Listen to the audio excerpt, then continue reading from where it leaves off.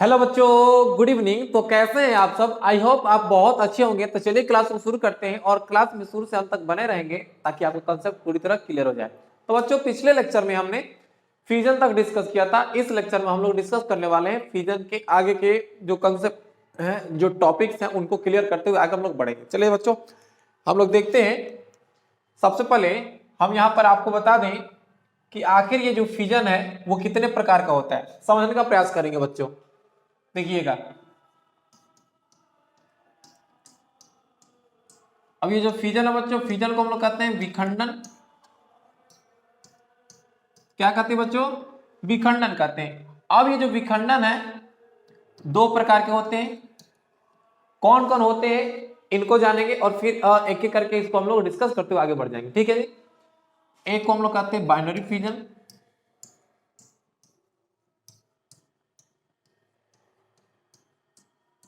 ठीक है। दूसरा होता है जिसको हम लोग कहते हैं मल्टीपल फ्यूजन।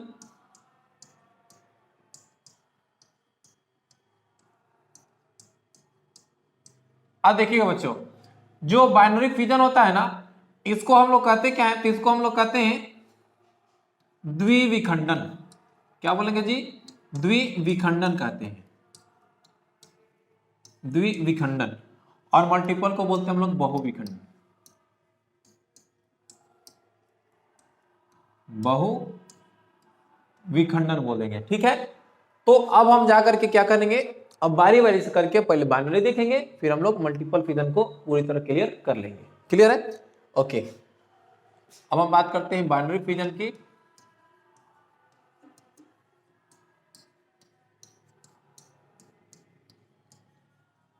बाइनरी फ्यूजन की तो बच्चों, बाइनरी फ्यूजन का मतलब क्या होता है समझने का प्रयास करेंगे आप। बाइनरी फ्यूजन का मतलब होता है कि जो पेरेंट बॉडी है वो जनरली क्या होगा, तो जनरली दो हिस्सों में क्या हो जाएगा, बट जाएगा। ठीक है बच्चों, क्या होता है जी? जो पेरेंट बॉडी है वो जनरली दो हिस्सों में बट जाता है, और इसी को हम लोग क्या कहते हैं? तो इसी को हम लोग कहते हैं बाइनरी फ्यूजन। क्लियर है? आप सुनिए, बाइनरी फ्यूजन हो गया। ठीक है, ओके। तो सिंपल सा कह सकते हैं, it is mode of fusion, fusion in which parent body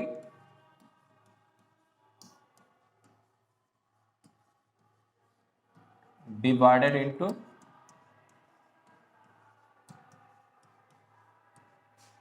two parts, into two parts। अगर आपको पूछा जाए कि बताइए बाइनरी फ्यूजन है क्या, तो आप क्या बोलेंगे कि यह फ्यूजन का वह प्रकार है जिसमें जनक का शरीर दो हिस्सों में बढ़ जाता है।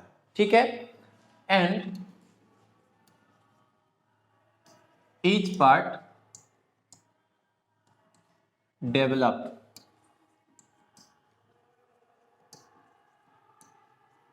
into न्यू इंडिविजुअल,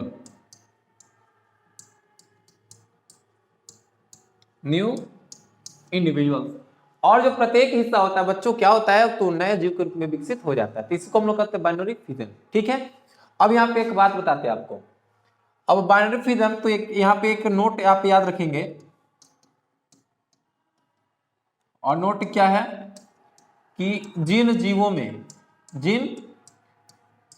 में बाइनरी फ्यूजन होता है, क्या होता है बच्चों? जिन जीवों में बाइनरी फ्यूजन होता है वे अमर होते हैं, वे अमर कहे जाते हैं, अमर कहे जाते हैं, अमर कहे जाते हैं। अब ये अमर क्यों कहे जाते हैं, इसका भी रीजन है जो कि आपको हम बता रहे हैं। देखिए कैसे क्या, जैसे आप यहां पर समझिएगा, मान लेते हैं यहां पे एक कोई जीव है। ठीक है, ये पेरेंट है। क्या बच्चों? तो ये पेरेंट है। अब पेरेंट जो है दो हिस्सों में बट गया। ठीक है, दो हिस्सों में बट गया। अब यहां पे ये बन गया डॉटर। क्या बनेगा जी? डॉटर बन गया। तो आप यहाँ पे देख रहे हैं कि जो पेरेंट बॉडी है वही क्या हुआ है, तो डॉटर बॉडी में क्या हुआ है, तो विभाजित हुआ है, यानी कि डॉटर बना है। यानी कि आप देख पा रहे हैं कि अब मरने के लिए पेरेंट रहा नहीं, मरने के लिए पेरेंट रहा नहीं, क्योंकि जो पेरेंट है अपने लाइफ को किसमें कंटिन्यू कर लिया जी, अपने पुत्री कोशिकाओं में कंटिन्यू उसका जीवन चल रहा है। ठीक है जी, ओके। अब यहाँ पे अगर हम बात करते हैं बच्चों कि बाइनरी फ्यूजन कितने प्रकार के होते हैं, इसके प्रकार कौन कौन से हैं, तो उसको हम लोग देखेंगे। इस बात को हमेशा भी याद रखेंगे कि जिन जीवों में बाइनरी फ्यूजन होता है उनको हम लोग क्या बोलते हैं, इमोर्टल। क्या बोलते जी, इमोर्टल यानी कि अमर कहते हैं। क्लियर है, ओके। अब बात करते हैं हम लोग टाइप ऑफ बाइनरी फ्यूजन की। टाइप ऑफ बाइनरी फ्यूजन,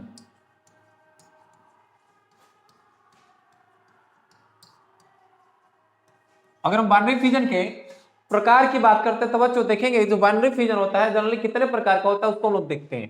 तो सबसे पहले सिंपल बाइनरी फ्यूजन होता है,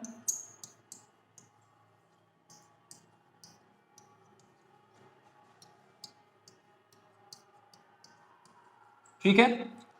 2 नंबर में ट्रांसवर्स होता है, ट्रांसवर्स बाइनरी फ्यूजन, ठीक है। 3 नंबर में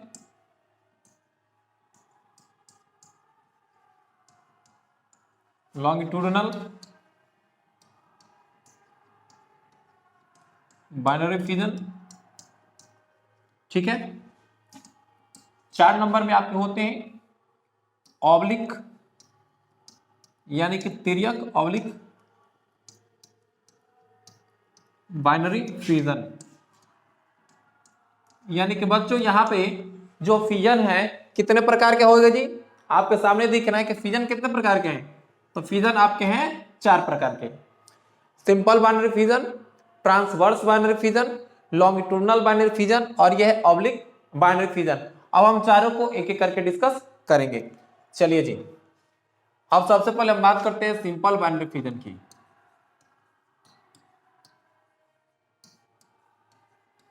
सिंपल बाइनरी फ्यूजन, बच्चों देखिएगा हम आपको यहाँ पे एकदम धीरे धीरे करके सारे कॉन्सेप्ट को समझाते हुए बढ़ेंगे, ठीक है।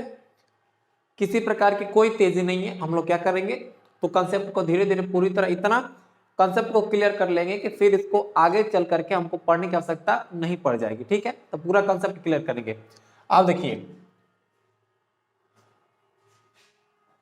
अब जो सिंपल बाइनरी फ्यूजन है इसका मतलब क्या होता है, एक और बात बता दे रहे हैं। जो सिंपल बाइनरी फ्यूजन है इसको हम लोग irregular binary fusion, irregular binary fusion भी कहते हैं। क्लियर है जी। अब थोड़ा समझिएगा, ये जो बाइनरी फ्यूजन होता है इसमें पेरेंट बॉडी किसी भी अक्ष से दो हिस्सों में बढ़ सकता है, किसी भी अक्ष से दो हिस्सों में बढ़ सकता है। तो सिंपल सा क्या होता है कि इसमें पेरेंट बॉडी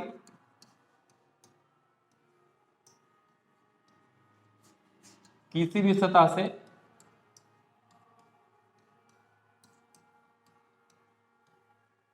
किसी भी सतह से दो हिस्सों में बढ़ जाता है,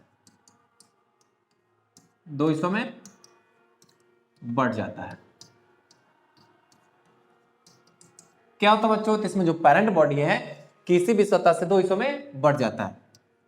अब आप यहाँ पे देख सकते हैं, जैसे कि मान लीजिए यहाँ पे हम ले लेते हैं एग्जांपल के तौर पे, इसका जो बेस्ट एग्जांपल है वह है देखिए ये अमीबा, ठीक है जी, ये अमीबा है। क्लियर है।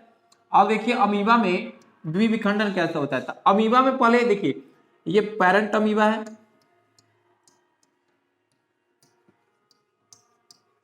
पेरेंट अमीबा, इसमें होता है ग्रोथ। अब ग्रोथ होगा तो देखिएगा इसका साइज बढ़ेगा ना जी, बिल्कुल बड़ा होगा, ठीक है। ये इसका न्यूक्लियस है, अब देखिए साइज बड़ा, अब होता यही है कि अब इसका न्यूक्लियस क्या होता है, इलोंगेट होता है, यानी कि लंबा होता है। देखिए ऐसे ऐसे पहले इसका आउटलाइन बना दिया जाए, देखिए ठीक है, यहाँ पे हो रहा है इलोंगेशन ऑफ न्यूक्लियस, मतलब कि इसका जो न्यूक्लियस है वो लंबा हो रहा है।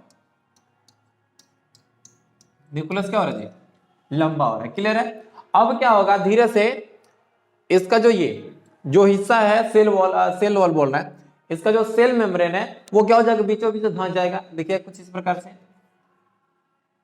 ऐसे देखिएगा, ऐसे हो रहा ना, देखिए ऐसे ये न्यूक्लियस ऐसे आ गया। अब कुछ वक्त क्या होगा, ये पूरी तरह धंस जाएगा, और जब धंस जाएगा तो यहाँ पे दो अलग अलग क्या हो जाएंगे, अमीबा बन जाएगा जी। ठीक है, तो यहाँ पे ये जो अमीबा बने इनको हम लोग क्या बोलेंगे बच्चा लोग, इनको हम लोग बोलेंगे daughter amoeba.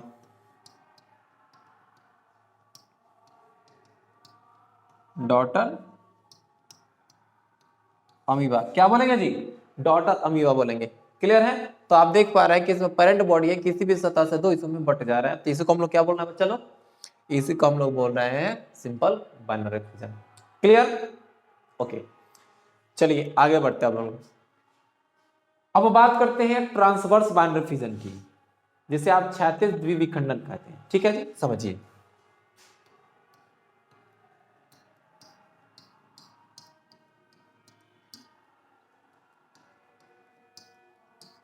Transverse binary fission, transverse binary fission.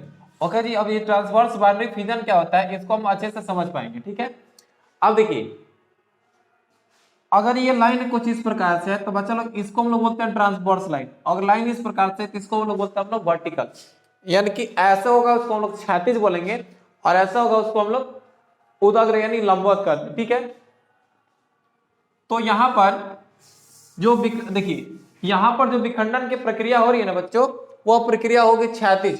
क्या होगी जी, क्षैतिज होगी। ठीक है, क्षैतिज होगा। क्षैतिज बाइनरी फिजन यानी क्षैतिज द्विविखंडन की बात की जा रही है। तो देखते हैं हम लोग कैसे होता है। सबसे पहले इसको हम लोग डिफाइन कर लें कि in this mode of fission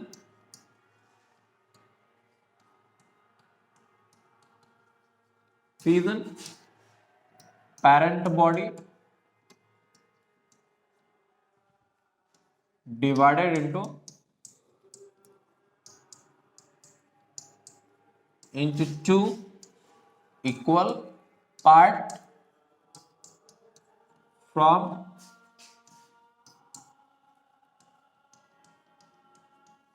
transverse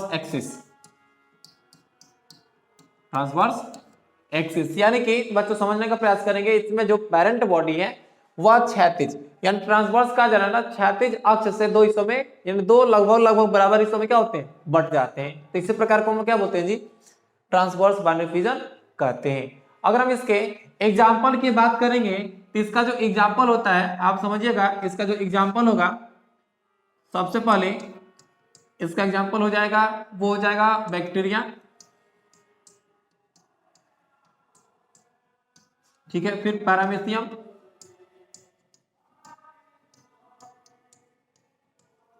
और एक होता है प्लेनेरिया भी होता है। याद रखेंगे बच्चों, प्लेनेरिया में भी आपको ट्रांसवर्स बाइनरी फिजन देखने मिलता है। क्लियर है ना जी।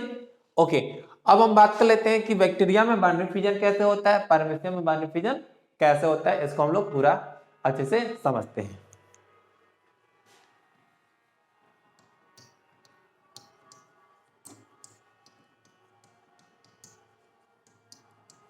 बाइनरी फिजन इन बैक्टीरिया,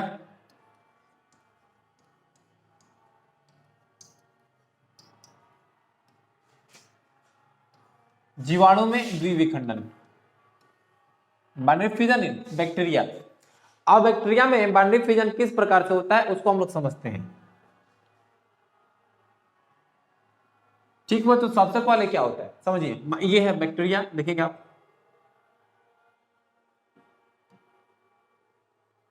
ठीक है, ये इसका न्यूक्लियोइड है। ओके, ये इसका साइटोप्लाज्म है। ठीक है, तो क्या होता है कि इसमें जो न्यूक्लियोइड है और ये साइटोप्लाज्म है सबसे पहले विभाजित हो जाते हैं। देखिएगा, न्यूक्लियोइड एवं साइटोप्लाज्म विदाउट माइटोसिस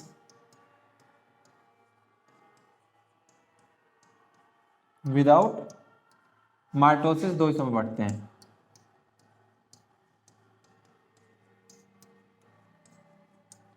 हिस्सों में बढ़ते हैं। ठीक है, तो ये यहाँ पे क्या है, तो बच्चों ये है एक बैक्टीरिया। अब देखते हैं कि आगे क्या होता है। तो देखिएगा, अब यहां पर बंटने के लिए ये क्या है जी, इसको हम लोग न्यूक्लियोइड कहते हैं। थोड़ा सा क्या हुआ, चलिए जी, देखिए क्या हो रहा है। ये है, इसको हम लोग बोलेंगे क्या, ये तो न्यूक्लियोइड है। ओके, ये साइटोप्लाज्म है।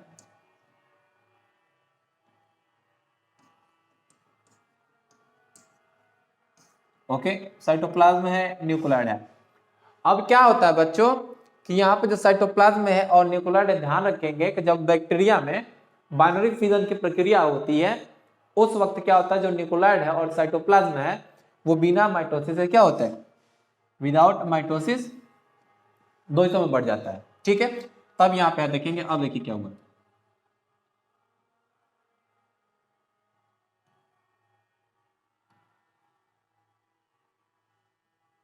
देखिए अब यहां पर मेजोसोम का निर्माण होता है। क्या होता है बच्चों, मेजोसोम का निर्माण होता है कुछ इस प्रकार से। देखिए, अभी हमने बताया कि जो न्यूक्लियोइड है वो दो हिस्सों में क्या होता है, बढ़ जाता है। देखिए यहां से, ठीक है जी, दो हिस्सों में बट गया है। ये इसका साइटोप्लाज्म हो गया। अब ये मेजोसोम बना है। क्या बना बच्चों, मेजोसोम। ठीक है,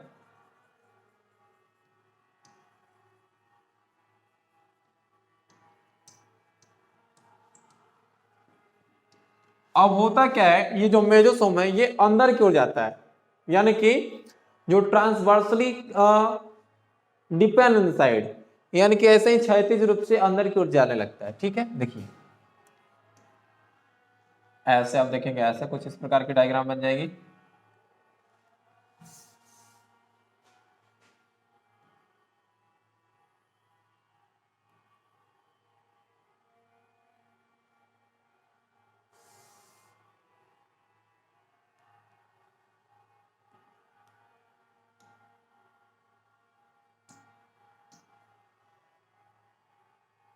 गड़बड़ हो गई,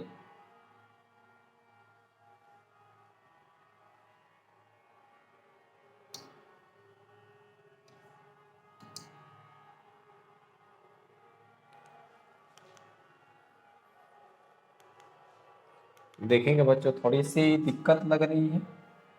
चलिए, दिक्कत दूर हो गई। ठीक है जी, समझिए, ये है बैक्टीरिया। अब बैक्टीरिया का जो मेजोसोम है अंदर की ओर ऐसे चला जाता है। ठीक है, ऐसे हो गया। अब जो न्यूक्लियोइड है ये पूरी तरह क्या होता है, दो हिस्सों में बढ़ जाता है। अभी भी सटा हुआ है। फिर कुछ समय के बाद क्या होता है कि ये दोनों अलग हो जाते हैं। ये क्या होता है बच्चों, दोनों अलग हो जाते हैं।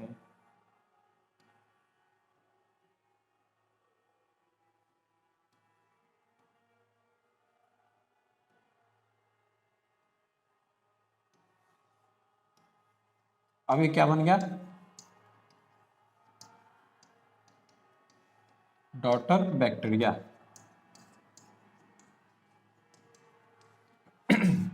पूरे मैकेनिज्म को समझिए। बैक्टीरिया है, न्यूक्लियोइड है, साइटोप्लाज्म है। इसका जो साइटोप्लाज्म है और न्यूक्लियोइड है बिना माइटोसिस के दो हिस्सों में बढ़ता है। अब यहाँ पे बट गया है। अब क्या होता है, इसके बाद मेजोसोम का निर्माण होता है और ये जो मेजोसोम है ये अंदर की ओर वृद्धि करता है, अंदर की ओर वृद्धि करता है, यानी कि ट्रांसवर्सली अंदर की ओर जाता है। फिर कुछ वक्त के बाद क्या होता है, ये दोनों मेजोसोम क्या होते हैं और जो इसका सेल मेम्ब्रेन है, साइटोप्लाज्म है, जो भी है वो क्या होता है, अटैच हो जाता है। अब पूरी तरह जब अटैच हो जाता है, सट जाता है, तो अब कोशिकाएं क्या होती हैं, दो हिस्सों में बढ़ जाती हैं। तो बच्चों इस प्रकार से आप देख रहे हैं कि बैक्टीरिया में बाइनरी फ्यूजन की प्रक्रिया होती है। ठीक है जी। तो ये जो प्रोसेस है इसको हम लोग करते क्या है, इसको हम लोग नोट डाउन कर लेते हैं। लिखेंगे सबसे पहले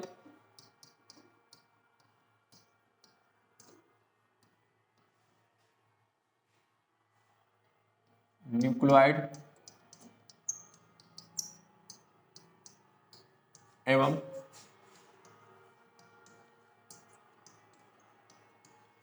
साइटोप्लाज्म बिना माइटोसिस के, यानी कि विदाउट माइटोसिस, बिना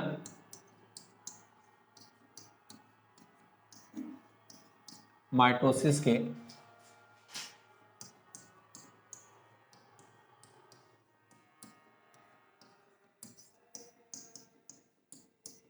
दो बराबर हिस्सों में बढ़ जाता है।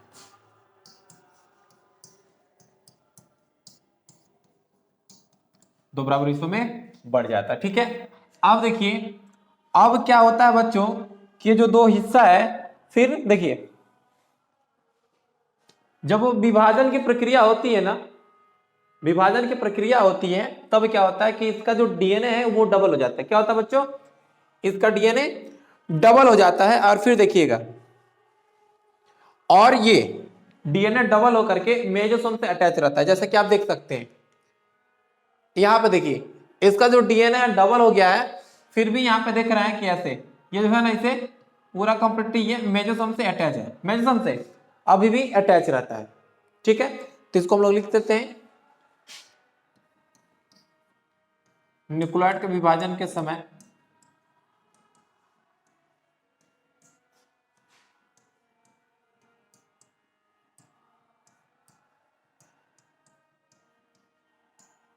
विभाजन के समय डीएनए रेप्लिकेट होता है, मतलब इसके डबल बन जाता है, रेप्लिकेट होता है।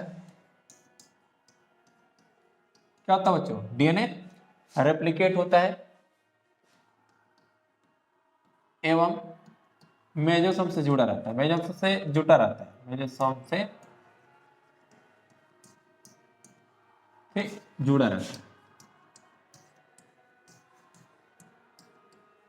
ठीक है। अब क्या होता है बच्चों, तो अब यही होता है कि इसका देखेंगे, इसका जो सेल वॉल और सेल मेम्ब्रेन है और ये जो मेजोसोम बना है वो अंदर की ओर वृद्धि करता है, अंदर की ओर वृद्धि करता है। तो सिंपल सा सेल वॉल या सेल मेम्ब्रेन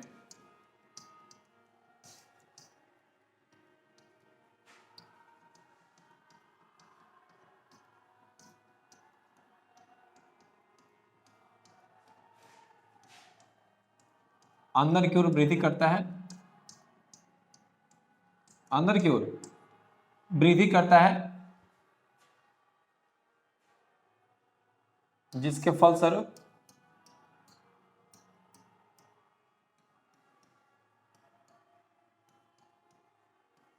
बैक्टीरिया तो इसमें बढ़ जाता है।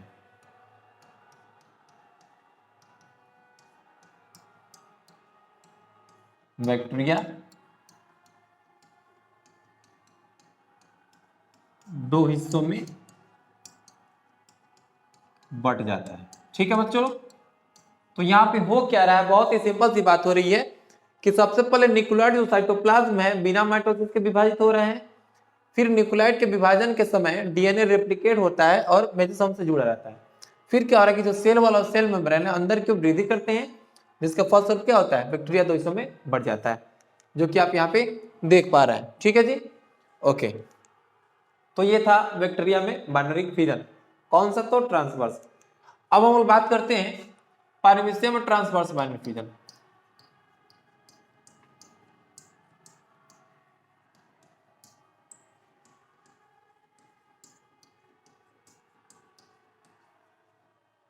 ट्रांसवर्स बाइनरी फ्यूजन इन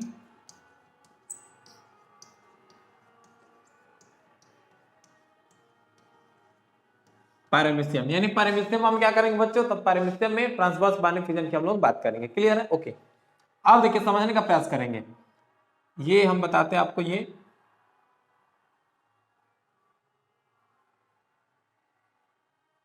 यह क्या हो गया बच्चों, ये है एक पैरामीशियम,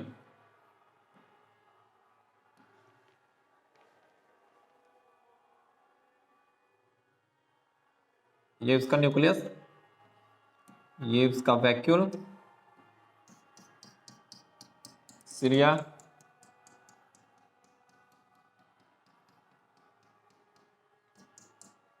ठीक है जी।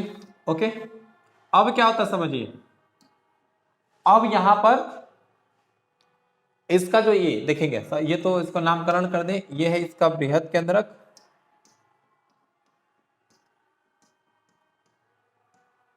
क्या बच्चों, इसको हम लोग बोलते हैं बृहद केंद्रक, यानी कि माइक्रोन्यूक्लियस,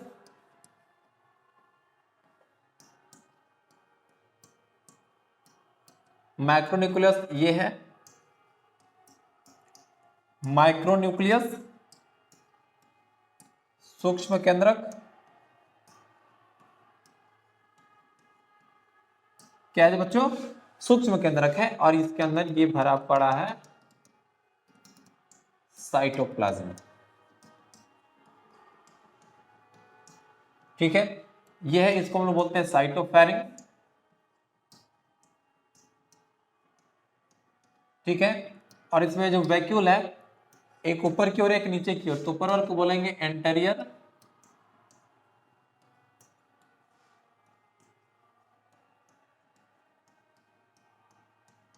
कॉन्ट्रैक्टाइल वैक्यूल, ठीक है, और इसको बोलेंगे पोस्टेरियर,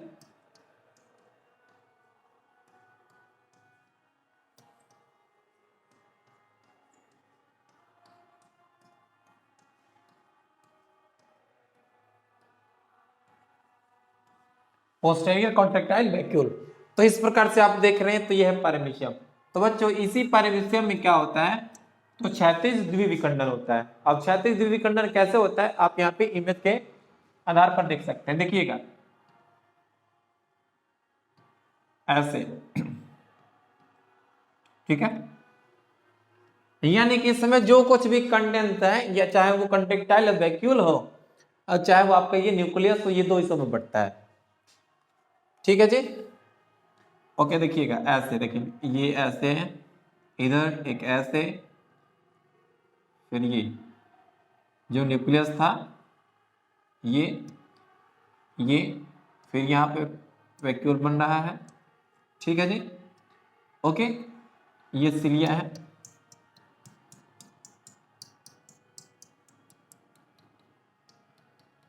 ठीक है जी। ओके, अब देखिए, अब यहां पे हम देख पा रहे हैं बच्चों, देखिएगा कि ये ऊपर वाला जो हिस्सा होता है ना, और ये नीचे वाला हिस्सा, एंटेरियर पार्ट,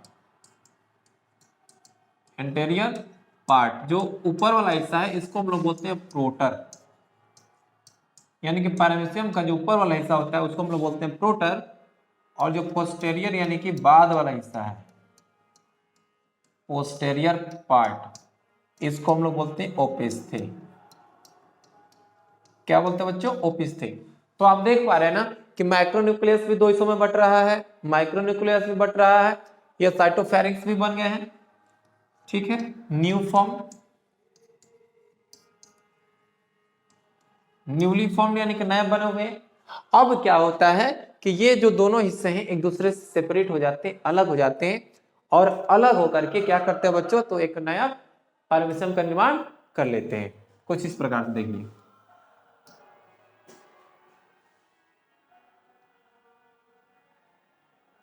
देखिएगा एक पैरामीशियम यहां बन गया, एक पैरामीशियम यहां, ये उसका, ठीक है, ये हो गया, ये हो गया, ऐसा,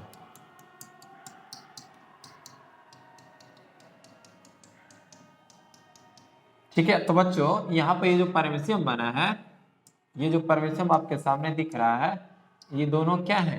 ये दोनों है डॉटर पैरामीशियम। डॉटर पैरामीशियम क्या है बच्चों? तो ये है डॉटर पैरामीशियम। एक और बात समझिएगा जो कि बहुत बहुत इंपॉर्टेंट है, जिसे आपको जानना चाहिए। अब वो पॉइंट क्या है, आप उसमें उसे नोट के रूप में लिखिएगा। अब नोट क्या है तो समझिए, ठीक है जी। नोट यही है कि इसका जो बच्चों देखेंगे, इसका जो मैक्रो न्यूक्लियस है उसमें होता है ए माइटोसिस डिवीजन। कौन सा बच्चों? ए माइटोसिस डिवीजन होता है, जबकि उसका जो माइक्रो न्यूक्लियस है उसमें होता है माइटोसिस डिवीजन। तो सिंपल सा लिखिएगा, मैक्रो न्यूक्लियस में, मैक्रो न्यूक्लियस में ए माइटोसिस डिवीजन होता है। माइटोसिस डिवीजन एवं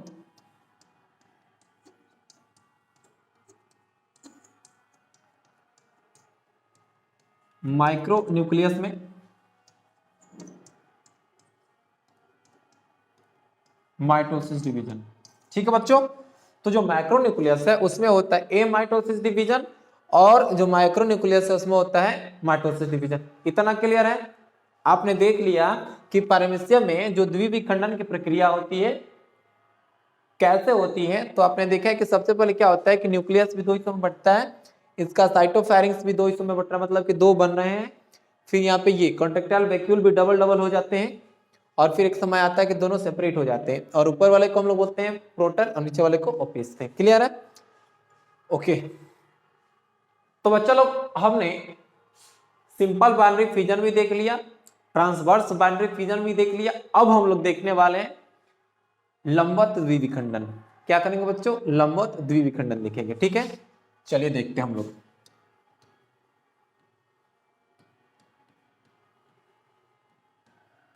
लॉन्गिट्यूडिनल बाइनरी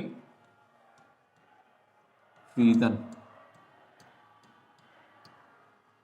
लंबवत द्विविखंडन। अब समझिएगा, अब लंबवत द्विविखंडन का मतलब क्या होता है? तो इसमें जो पेरेंट बॉडी है वो लंबवत अक्ष से यानी कि लॉन्गिट्यूडनल एक्सिस से क्या होते हैं, दो हिस्सों में बट जाते हैं। जैसे समझिए हम ही हैं, यहां से अगर चाहें तो क्या होता है, यहाँ पे अगर मार दिया जाए, यहां से काट दिया जाए, तो जनरली हमारा बॉडी क्या होता है जी? बायलैटरल सिमेट्रिकल होता है ना जी, दो हिस्सों में बढ़ जाएगा। सिंपल यहीं पे हम लोग देख पा रहे हैं। देखिए, एक हम जीव बना रहे हैं, और ये कौन सा जीव है बच्चों? कमेंट सेक्शन में कमेंट करके बताइए कौन सा जीव है। ठीक है जी, ये कौन सा जीव है? जी हाँ बिल्कुल, ये यूग्लिना है। क्या जी? यूग्लिना है, और ये इसका फ्लैजिला। ठीक है, अब क्या होता है समझिए। सबसे पहले तो हमको यह जानना है कि लॉन्गिट्यूडनल बाइनरी फिजन होता है क्या। तो सिंपल सा इसमें आप नोट डाउन कर सकते हैं कि इसमें पेरेंट बॉडी,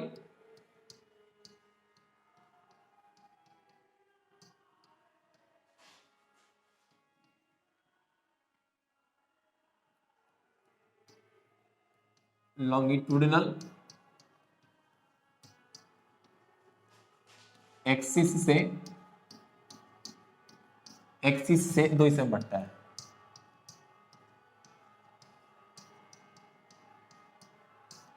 दो हिस्सों में बढ़ता है, दो हिस्सों में बढ़ता है। क्या होता है बच्चों? तो इसमें आप देख पा रहे हैं कि इसमें जो पेरेंट बॉडी होता है लंबवत अक्ष से दो हिस्सों में बढ़ता है। जैसे कि यहाँ पे देखिए, ये है यूग्लिना। अब देखिए क्या होता है इसमें, ये देखिएगा, ये बढ़ रहा है। अब धीरे धीरे क्या हो रहा है बच्चों? बढ़ रहा है। चलिए, ये है इसका फ्लैजिला। एक और बात ध्यान देंगे कि जब यूग्लिना का विभाजन होता है ना, तो सबसे पहले क्या बनता है जी? सबसे पहले इसके फ्लैजिला का निर्माण होता है। तो इसको हम नोट डाउन कर लेंगे। क्या लिखेंगे कि यूग्लिना में बाइनरी फ्यूजन होता है, तब बाइनरी फ्यूजन के दौरान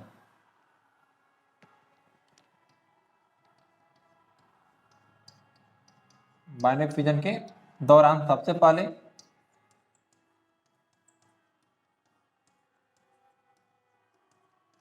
पहले क्या बनता है जी? सबसे पहले बनता है, सबसे पहले फ्लैजिला का निर्माण होता है।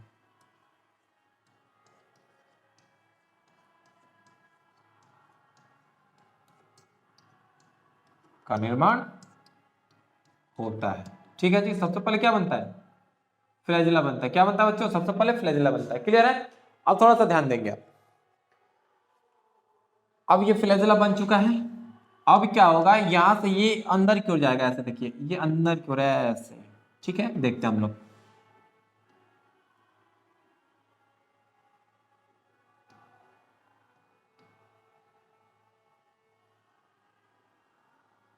देखिए तो ऐसे, और एक समय ऐसा आएगा, ये जो अटैचमेंट है ये दोनों हट जाएगा, ठीक है।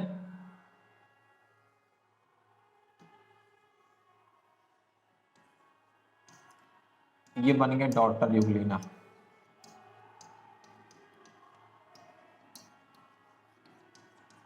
क्या बन गए जी? डॉटर यूग्लिना बन गए। ये कंसेप्ट समझिए कि इसमें जो पेरेंट बॉडी है जनरली क्या हो रहा है, तो लंबवत अक्ष से दो हिस्सों में बट रहा है, जैसे कि आप यूग्लिना में देख पा रहे हैं कि यहाँ पे सबसे पहले हमने आपको ये भी बता दिया कि सबसे पहले फ्लैजिला बनता है, फिर पेरेंट बॉडी दो हिस्सों में बटता है। क्लियर है? ओके, ये हो गया यूग्लिना। अब हम बात करते हैं एक जो है जिसका नाम है oblique binary fission.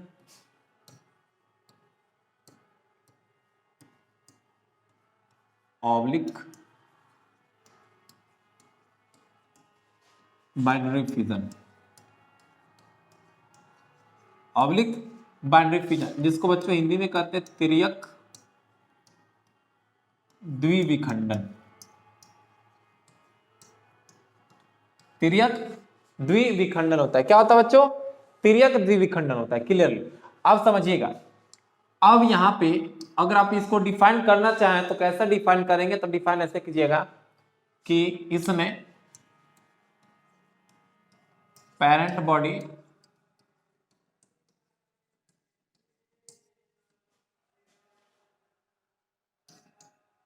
Oblique obliquely दो हिस्सों में बढ़ता है।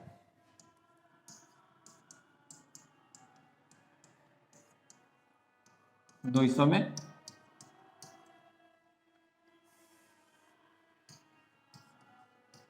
बढ़ता है।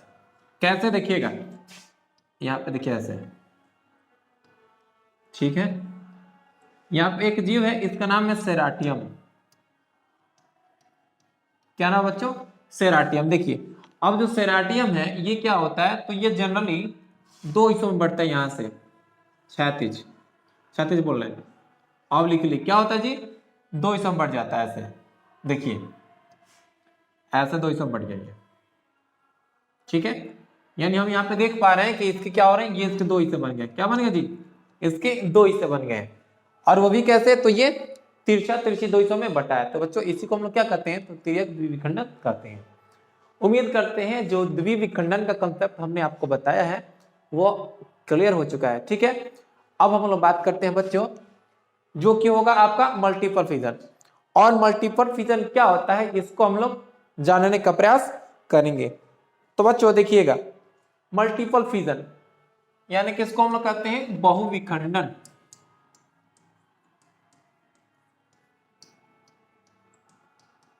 मल्टीपल फिजन यानी कि बहुविखंडन। अब बहुविखंडन क्या होता है इसको समझना मुश्किल नहीं है, इसको बहुत ही आसानी तरीके से हम लोग समझ सकते हैं। अब ये बहुविखंडन के डिफिनीशन की बात करेंगे तो इसका डिफिनीशन क्या होता है आप समझिएगा। तो बहुविखंडन का मतलब होता है कि जब पेरेंट बॉडी दो से अधिक हिस्सों में बढ़ता है और प्रत्येक जो हिस्सा होता है नए जीव के रूप में विकसित होता है, तो उसी को हम लोग कहते हैं बहुविखंडन। यानी कि it is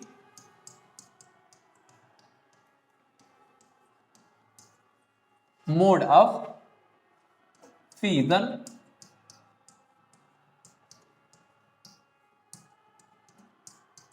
in which parent body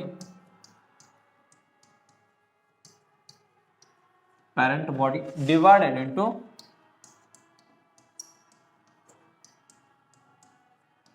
more than 2 part, more than 2 parts, and each parts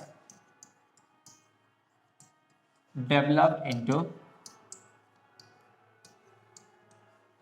new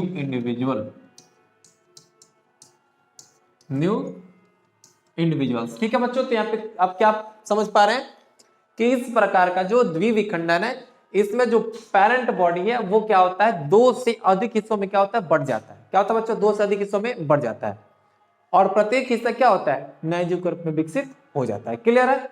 okay जी। अब यहाँ पे अगर हम इसके एग्जाम्पल की बात करें तो एग्जाम्पल में हो जाएगा अमीबा और एक प्लाज्मोडियम।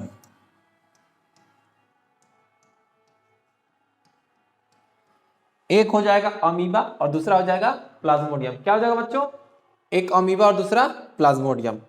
अब थोड़ा समझिए, अब हम लोग प्लाज्मोडियम में भी मल्टीपल फ्यूजन को डिस्कस करेंगे और साथ ही साथ हम लोग अमीबा में भी मल्टीपल फ्यूजन को डिस्कस करेंगे।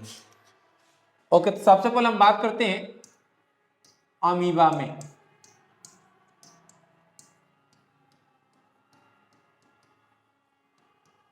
Multiple fusion in amoeba. ठीक है बच्चों, आप देखिएगा अमीबा में कैसा मल्टीपल फ्यूजन होता है, इसको हम लोग देखेंगे। अब मान लीजिए, देखिए ये अमीबा है, ठीक है जी, ये अमीबा है।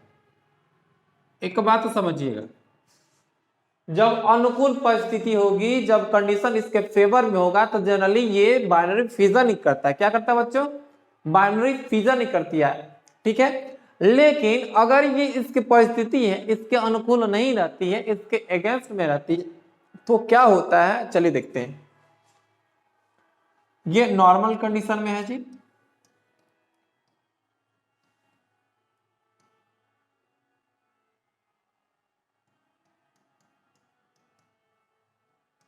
क्या बच्चों, ये नॉर्मल कंडीशन है।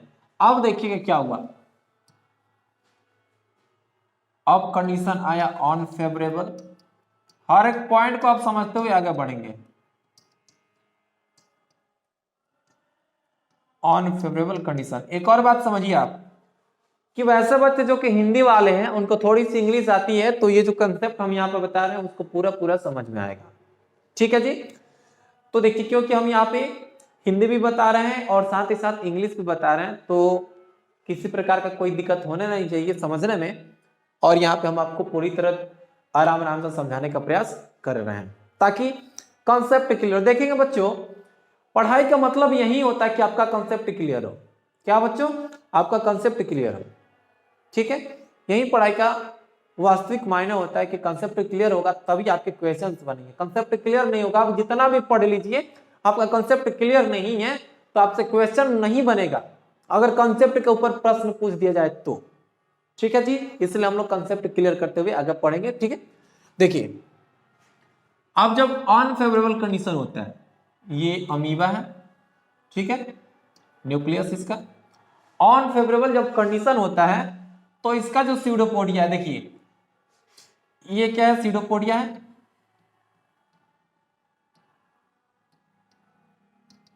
ओके, इसका जो सीडोपोडिया है करता है क्या बच्चों, तो 3 लेयर, क्या करता है जी, 3 लेयर वाले एक कठोर कवच बनाता है।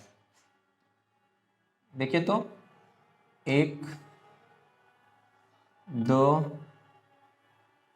3, और 3 लेयर वाला एक कवच बनाता है जिसको हम लोग कहते हैं बच्चों सिस्ट। क्या कहते हैं जी, सिस्ट कहते हैं। और सिस्ट बनने की प्रक्रिया को इंसिस्टेशन कहते हैं। क्या कहते हैं जी, सिस्ट बनने की प्रक्रिया को इंसिस्टेशन कहते हैं। ओके, अब देखिए क्या होता है, अब इसके अंदर इसका न्यूक्लियस विभाजित होता है बहुत सारे न्यूक्लियस में,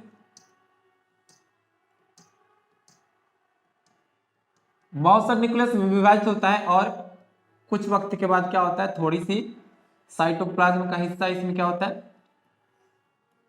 और फिर ये सेल मेम्ब्रेन के द्वारा घिर जाता है। ठीक है बच्चों, क्या होता है, सेल मेम्ब्रेन के द्वारा घिर जाता है। अब ये जो दिख रहे हैं ना आपको, ये गोले गोले पे, इनको हम लोग कहते हैं स्यूडोपोडियोस्पोर। स्यूडोपोडियोस्पोर।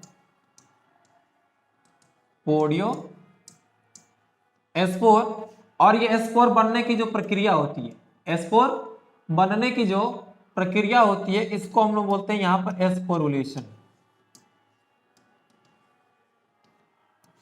यानी कि समझिए, जो ये अमीबा के अंदर स्पोर बन रहे हैं, उस प्रक्रिया को हम लोग कहते हैं स्पोरुलेशन। और कौन से स्पोर बने, स्यूडोपोडियो स्पोर बने। क्लियर है। अब देखिए क्या होता है, समझने का प्रयास करेंगे आप। अब होता यही है कि इसका जो सिस्ट है ये टूट जाता है। देखिए इसका सिस्ट क्या हो रहा है, टूट रहा है।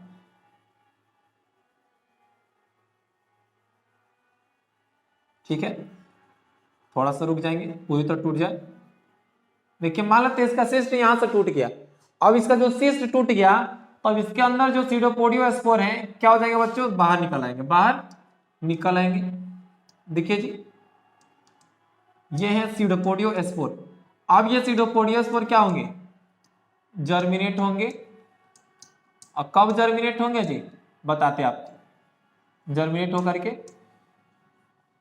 ठीक है, तो सिस्ट जब टूटता है तो सीडियोपोडियस पर बाहर निकलते हैं, और बाहर निकल के जर्मिनेट होते हैं। कब जर्मिनेट होते हैं, तो देखिएगा फेवरेबल कंडीशन में।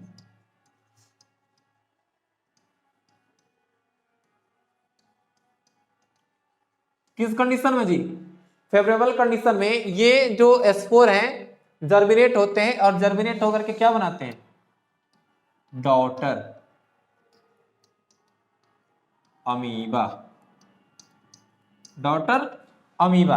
तो अब आपसे पूछा जाए कि बताइए कि अमीबा में कब, अमीबा में कब मल्टीपल फ्यूजन देखने को मिलता है। तो बच्चों आप ध्यान रखेंगे कि अमीबा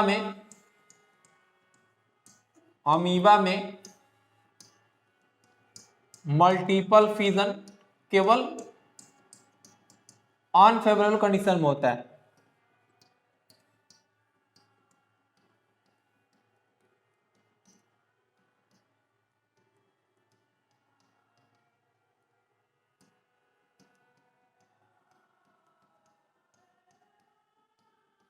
अनफेवरेबल कंडीशन में होता है।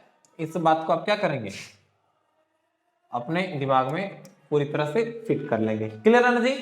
तो उम्मीद करते हैं कि अमीबा में जो मल्टीपल फ्यूजन होता है, इसका कंसेप्ट क्लियर हो गया होगा। फिर से एक बार समझिए, ये अमीबा है, नॉर्मल कंडीशन है। जब विपरीत परिस्थिति आती है तो इसके चारों तरफ क्या बनता है, सिस्ट बनता है। और सिस्ट बनने की प्रक्रिया को इंसिस्टेशन। और सिस्ट का निर्माण कौन करता है, ये सीडोपोडिया है, यही 3 लेयर को रिलीज करता है। अब फिर क्या होता है, ये स्पोर्स बनते हैं जिन्हें हम सीडोपोडिया स्पोर कहते हैं।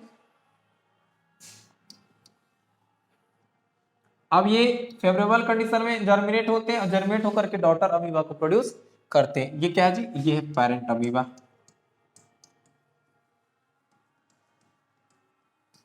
ठीक है, ओके जी। चलिए अब हम लोग देखते हैं, अमीबा में देख लिया, अब हम लोग देखते हैं उसमें प्लाज्मोडियम में।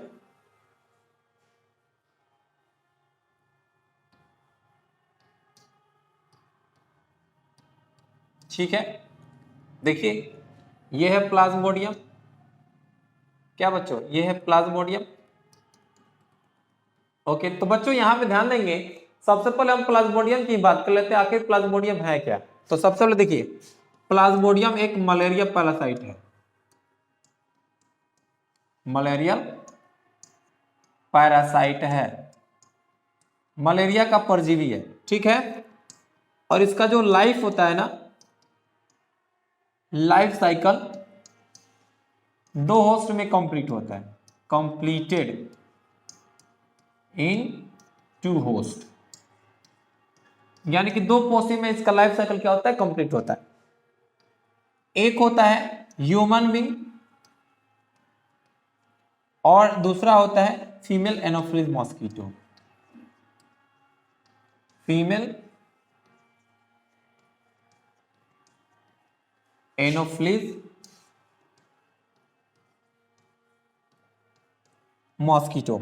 एक ह्यूमन बीइंग है और दूसरा है फीमेल एनोफिलिस मॉस्किटो। क्लियर है? तो जिस प्रकार से आपने देखा था अमीबा में मल्टीपल फीजन होता है, इसमें भी होता है। देखिए इसको हम लोग कहते हैं साइजोंट।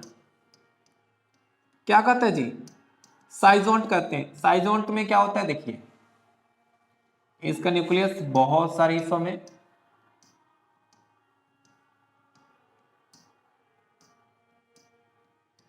ठीक है, बहुत सारे में विभाजित होता है, फिर ये ऐसे रप्चर होता है। क्या होता है बच्चों? रप्चर होता है, और रप्चर होता है तो ये देखिएगा, ये हो गया प्लाज्मोडियम, ऐसे, फिर रप्चर होता है तो ये बाहर निकलते हैं।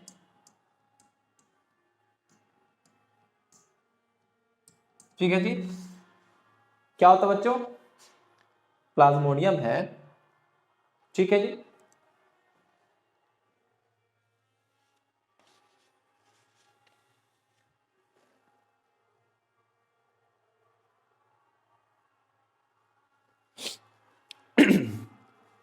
तो बच्चों आप यहाँ पे क्या देख रहे हैं कि ये है, इसमें न्यूक्लियस है, बहुत सारे बने हैं।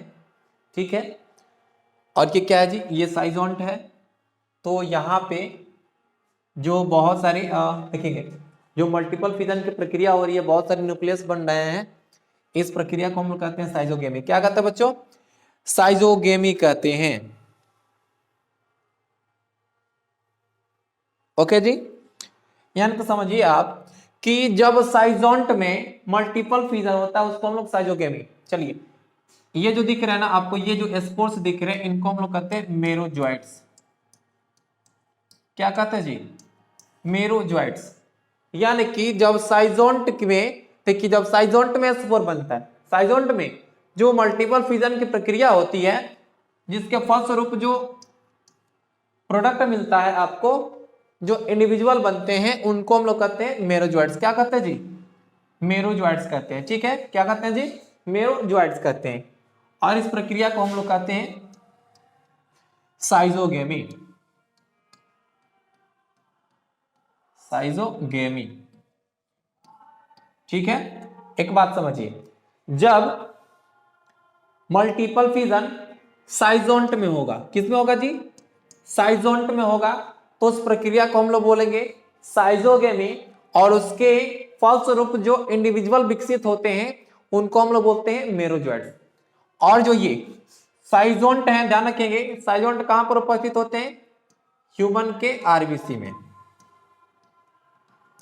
ह्यूमन के आरबीसी में उपस्थित होते हैं। क्लियर है ना जी? ओके, अब समझिएगा, अब यहां पे जब मल्टीपल फिजन किस में होता है? उस सिस्ट में। देखेंगे उस सिस्ट में अगर क्या होता है? मल्टीपल फिजन होता है। मल्टीपल फिजन होता है किसमें हो रहा है बच्चों? कि उस सिस्ट में जब मल्टीपल फिजन हो रहा है, तो ये जो प्रक्रिया होती है बच्चों, इस प्रक्रिया को हम लोग कहते हैं स्पोरोगेमी। स्पोरोगेमी, ध्यान से सुनने का प्रयास करेंगे। जब मल्टीपल फिजन किसमें होता है? उस सिस्ट में होता है, तो इस प्रक्रिया को हम लोग स्पोरोगेमी कहते हैं। और इसके द्वारा जो इंडिविजुअल विकसित होते हैं, और इसके द्वारा जो इंडिविजुअल विकसित होते हैं, उन्हें हम लोग कहते हैं स्पोरोजोइट्स। स्पोरोजोइट्स। और एक बहुत ही महत्वपूर्ण बात हम आपको बता देते हैं, स्पोरोजोइट्स ही क्या होते हैं? लीथल होते हैं, यानी कि इट कॉज मलेरिया।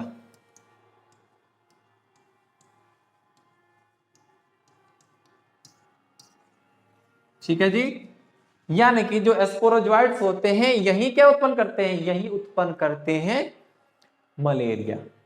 ओके बच्चों, तो आपने क्या देखा कि ये देखिए, आपने देखा कि प्लाज्मोडियम में कैसे क्या होता है, तो साइजोगेमी की प्रक्रिया होती है। तो समझिए, जब साइजोंट में होगा साइजोगेमी, और जब oocyst में होगा स्पोरोगेमी। और oocyst कहां बनता है? फीमेल एनोफिलिस के जो मस्किटो है, फीमेल एनोफिलिस के एस्टोमक में, एनोफिलिस के एस्टोमक में, यानी कि पेट में।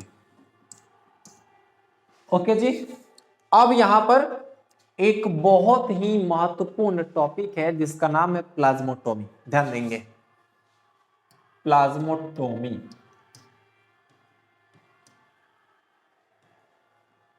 क्या ना बच्चों, प्लाज्मोटोमी है।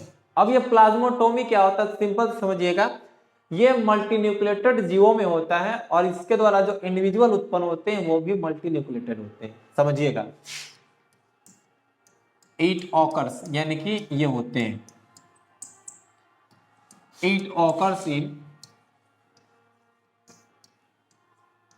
मल्टीन्यूक्लिएटेड ऑर्गेनिज्म and individual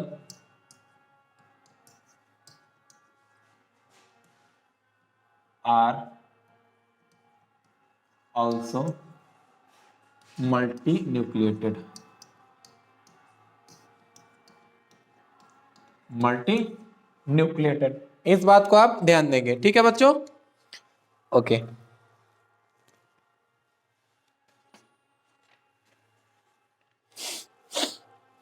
हाँ, तो मल्टीन्यूक्लिएटेड होते हैं। अब क्या होता है समझिएगा, अब मान लेते हैं ये क्या है, तो देख रहे हैं ये कोई जीव है, ये कौन सा जीव हम आपको बताएंगे, ये एक्चुअली ओपेलिना, क्या बच्चों, ओपेलिना। इसमें आप देख रहे हैं कि बहुत सारे केंद्रक हैं, बहुत सारे केंद्रक हैं। एक्चुअली होता क्या है, ये दो हिस्सों में विभाजित होता है, दो हिस्सों में विभाजित होता है, ऐसे देखिए दो हिस्सों में विभाजित हो गया। एक मान लेते इसमें 3 3 6 3 9 केंद्रक है, एक में 5 चला गया, एक में 4 चला गया, जबकि इसके पेरेंट में कितना है जी, आफ्टर, ध्यान समझेंगे, after division number of nucleus will be maintain, यानी कि देखिएगा यहां पर विभाजन के बाद, विभाजन के बाद न्यूक्लियस की संख्या मेंटेन हो जाती है, न्यूक्लियस की संख्या मेंटेन कर ली जाती है, मेंटेन कर ली जाती है, ठीक है बच्चों, क्या कर ली जाती है जी, मेंटेन कर ली जाती है। देखेंगे यहां पे 5 था, यहां पे कितने थे, 4। अब देखिए क्या हो रहा है, अब आप देख पा रहे हैं कि जो इसका पेरेंट है इसमें कितने हैं, तो इसमें कितने हैं, 9। अब क्या होगा, 5 है तो इसमें आपके ये 4 और बन गए, 3 4 5, 5 और बन गए। अब आप देखेंगे तो ये जो डॉटर है, क्या बच्चों, अब ये जो डॉटर है इनमें नंबर ऑफ न्यूक्लियस मेंटेन कर ली गई है कि नहीं कर ली गई है, कर ली गई ना, बिल्कुल। तो उम्मीद करते हैं आपको इतना तो समझ में जरूर आ गया होगा, अगर आपने इस कॉन्सेप्ट को ध्यान से देखा होगा तो, ठीक है। ओके, तो प्लाज्मोटोमी क्या है, तो प्लाज्मोटोमी एक ऐसी प्रक्रिया है, या कह सकते हैं मल्टीपल फ्यूजन के अंतर्गत ही आता है, जिसमें जो जनक का शरीर है दो हिस्सों में बढ़ जाता है, जिसमें नंबर ऑफ न्यूक्लियस क्या होते हैं, अलग अलग होते हैं। और एक बात बता दें कि प्लाज्मोटोमी हमेशा किसमें होती है, मल्टी न्यूक्लिएटेड ऑर्गेनिज्म में होती है, और इसके द्वारा जो संतान उत्पन्न होते हैं वो भी क्या होते हैं, मल्टी न्यूक्लिएटेड ही होते हैं। तो कुछ प्रकार से ये है। अब हम थोड़ा सा देख लेते हैं बच्चों की बाइनरी फिजन और मल्टीपल फिजन में अंतर क्या है। देखिएगा, इट फॉर्म्स 2 डॉटर। देखिए बाइनरी फिजन में क्या होता है कि 2 संतान उत्पन्न होते हैं, कितने जी, 2 संतान। और यहां पे देखते हैं नंबर ऑफ डॉटर इंडिविजुअल, यानी कि बहुत सारे संतान उत्पन्न होते हैं। Nucleus of parent body divides once, इसमें जो पेरेंट का बॉडी है क्या होता है, एक ही बार डिवाइड होता है, क्या होता है बच्चों, एक ही बार विभाजित होता है। लेकिन यहाँ पे रिपीटेडली यानी कि बहुत बार विभाजित होता है। फिर in binary fission no residue left, यानी कि आपने देखा था ना कि बाइनरी फिजन में पीछे कुछ नहीं बच रहा था, लेकिन यहाँ पे multiple fission residue often left, पीछे छूट जाते हैं, इनके जो अवशेष होते हैं पीछे छूट जाते हैं। It occurs during favourable condition, हाँ जी, जो बाइनरी फ्यूजन की प्रक्रिया होती है हम शुरू से आपको बता ही आ रहे हैं कि जैसे कि अमीबा को एग्जांपल के तौर पे हमने बताया था कि जब फेवरेबल कंडीशन होगा तब क्या होगा, वो बाइनरी फ्यूजन ही करेगा। ठीक है, तो ये बाइनरी फ्यूजन हमेशा फेवरेबल कंडीशन में होती है। It can take place under favourable condition जैसे कि plasmodium as well as unfavourable condition जैसे कि अमीबा। यानी कि प्लाज्मोडियम फेवरेबल कंडीशन होता है क्योंकि प्लाज्मोडियम में हमेशा मल्टीपल फ्यूजन ही होती है, जबकि अनफेवरेबल कंडीशन जब होगी अमीबा के लिए तब ये मल्टीपल फ्यूजन की प्रक्रिया होती है। नेक्स्ट अंतर देख ले हम लोग, binary fusion makes the organism immortal. जैसा कि हमने आपको बताया था कि बाइनरी फ्यूजन से क्या होता है कि जो जीव क्या होते हैं, इमॉर्टल बन जाते हैं। ये क्या बन जाते हैं, इमॉर्टल। एग्जाम्पल में बैक्टीरिया, अमीबा, यूगोलिना, पैरामीशियम और प्लेनेरिया। फिर देखिए immortal is absent in multiple fusion, यानी कि जब मल्टीपल फ्यूजन की प्रक्रिया होती है ना बच्चों, तो यहाँ पे ये इमॉर्टल नहीं होते, मॉर्टल होते हैं। जैसे एग्जाम्पल में अमीबा और प्लाज्मोडियम। ठीक है, तो बच्चों उम्मीद करते हैं आज का क्लास आपको बहुत अच्छा लगा होगा। तो मिलते हैं हम लोग नेक्स्ट वीडियो में और वहां पर हम देखेंगे आपके जो नेक्स्ट टॉपिक है जिसका नाम है बडिंग। तो बच्चों उम्मीद करते हैं कि आपका कंसेप्ट क्लियर हो गया होगा। ठीक है जी बच्चों, तो वीडियो को शुरू से अंत तक देखने के लिए शुक्रिया। मिलता हम लोग नेक्स्ट वीडियो में, तब तक के लिए आप पढ़ते रहिए। Best of luck.